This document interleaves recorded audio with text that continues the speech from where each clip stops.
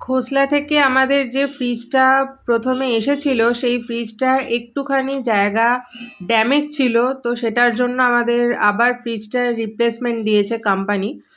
তো এতদিন আমরা ওই ফ্রিজটাই ইউজ করলাম, যেটা আর কি একটু ড্যামেজ আছে। আর আজকে এসেছে নতুন ফ্রিজটা, তো দেখে নাও এবার ওই দাদারা নিয়ে চলে যাবে আগের যে ফ্রিজটা আছে। পুরোনো ফ্রিজটা এখনও অবধি ইউজ করলাম, মানে ওই ফ্রিজটা এখনও অবধি ইউজ করলাম, তার কারণ যেহেতু টাকা দিয়ে দিয়েছি, কিনে নিয়েছি, তো তার জন্য এবার নতুনটা রইলো।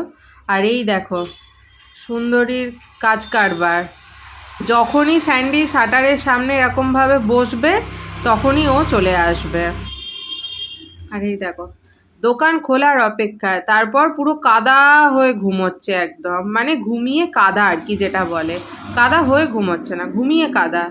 লালু এইদিকে বস্তাটা পেতে দিতে হবে, এসে আমাকে দেখবে আগে, যদি বস্তাটা না পেতে দিই আবার মুখের দিকে তাকিয়ে থাকবে যে বস্তাটা পাততে দেরি হচ্ছে কেন। এই যে দেখো দেখো, দেখেছো, মনে হচ্ছে কি হাত পাগুলো একসঙ্গে বাঁধি আর ঘাড়ে করে নিয়ে চলে যাই, আমাদের সঙ্গে চলে যাবে বাড়িতে।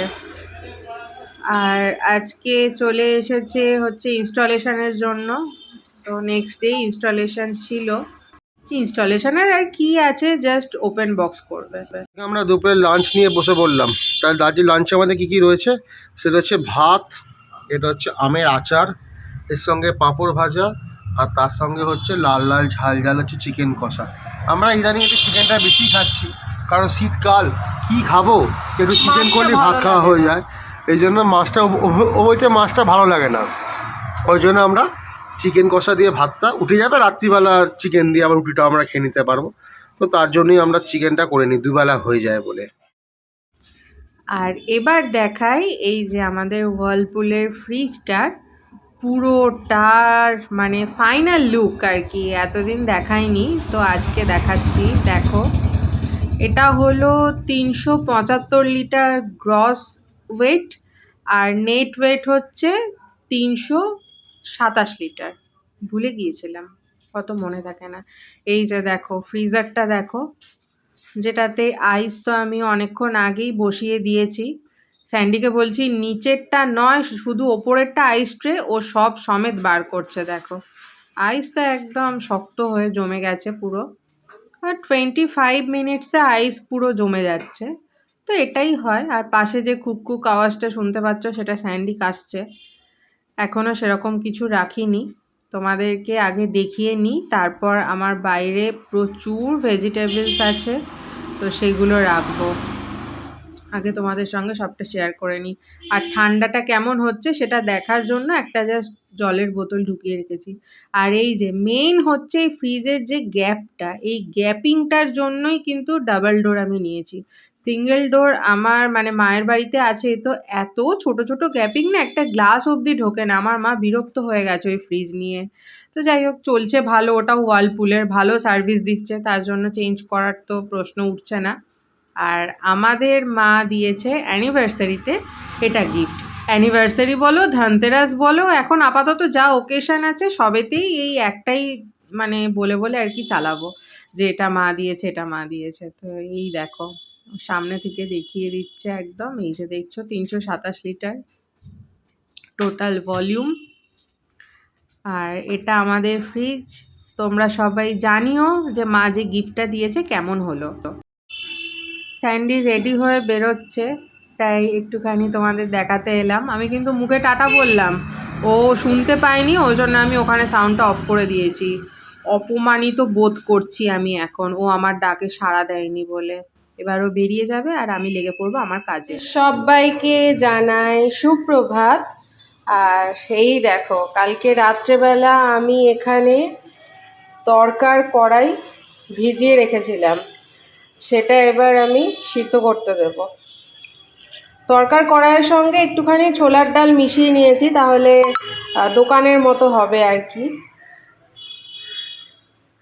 তো এতক্ষণ মায়ের সঙ্গে স্যান্ডির সঙ্গে ফোনে গল্প করতে করতে আমার তরকার ডাল সিদ্ধ করা হয়ে গেছে। আর এদিকে দেখো সব সবজি আর কি কাটা আছে। সবজি মানে টমেটো, পেঁয়াজ, রসুন, আদা আর কাঁচা লঙ্কা।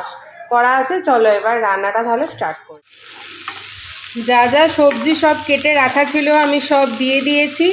এবার একটু এটা ভাজা ভাজা হয়ে গেলে তারপর বেসিক যা নুন হলুদ গুঁড়ো এইসব যা মশলা আছে সেগুলো দিয়ে কষবো, তারপর তরকার ডালটা দিয়ে দেবো, ব্যাস। আমার মনে হয় না তরকা রান্না করতে পারে না এরকম কেউ আছে বলে এখনও। তো যাই হোক, তোমাদের সবার মতো করেই আমি তরকা রান্না করি। এবার তোমরা যদি অন্য কোনো ভাবে তরকা রান্না করে থাকো তাহলে সেই রেসিপিটা অবশ্যই আমার সঙ্গে ট্রাই করো। আমি তাহলে এরপর যখন তরকা রান্না করব তোমাদের সেই রেসিপি ট্রাই করব আর তখন বলবো যে কেমন হয়েছে। তো দাঁড়াও এবার রান্নাটা করে নিই।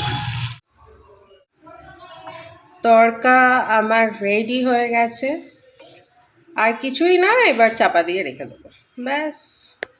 কনসিস্টেন্সিটা এরকম রেখেছি, তার কারণ হলো ঠান্ডা হয়ে গেলে আর একটু বসে যাবে, তো বেশি বকবক না করে গ্যাসটা অফ করে দিই।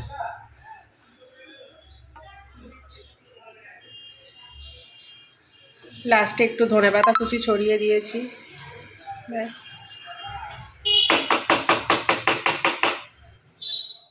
তাহলে আমরা আজ দুপুরে খাবার নিয়ে বসে পড়লাম। রোজ তো আর ভালো লাগে না আমাদের ভাত খেতে, বিরিয়ানি খেতে, এসবগুলো খেতে ভালো লাগে না। তো তার জন্য আজকে আমরা বসে পড়লাম কী নিয়ে, আজকে একদম দোকানের স্টাইলে তড়কা, তার সঙ্গে হচ্ছে রুটি, তার সঙ্গে পেঁয়াজ। এটা হচ্ছে ও খাবে, কারণ ও তড়কার সঙ্গে রুটি খেতে ভালোবাসে, আর আমি একটু ভালোবাসি পরোটা খেতে। তো তার জন্য দোকানের স্টাইলে হচ্ছে তড়কা, তার সঙ্গে হচ্ছে পরোটা, তার সঙ্গে হচ্ছে পেঁয়াজ, আর তার সঙ্গে হচ্ছে আচার। তো এইগুলো হচ্ছে আমাদের দুপুরের যে খাবার। কারা কারা আজকে পরোটা বা রুটি খাচ্ছ তারা কমেন্ট করে জানিও। রুটি খাচ্ছে না রে, সবাই বিরিয়ানি মাটন এগুলো। না, অনেকেই আছে খেতে পারে, রবিবারে বাজার তো একটু খাসির মাংস দিয়ে যদি লুচি হয়ে যায় বা পরোটা দিয়ে যদি কোনো রকম তরকা টাইপের কিছু হয়ে যায়, যদি কেউ খেয়ে থাকো তাহলে আমাকে কমেন্ট করে অবশ্যই জানাবে।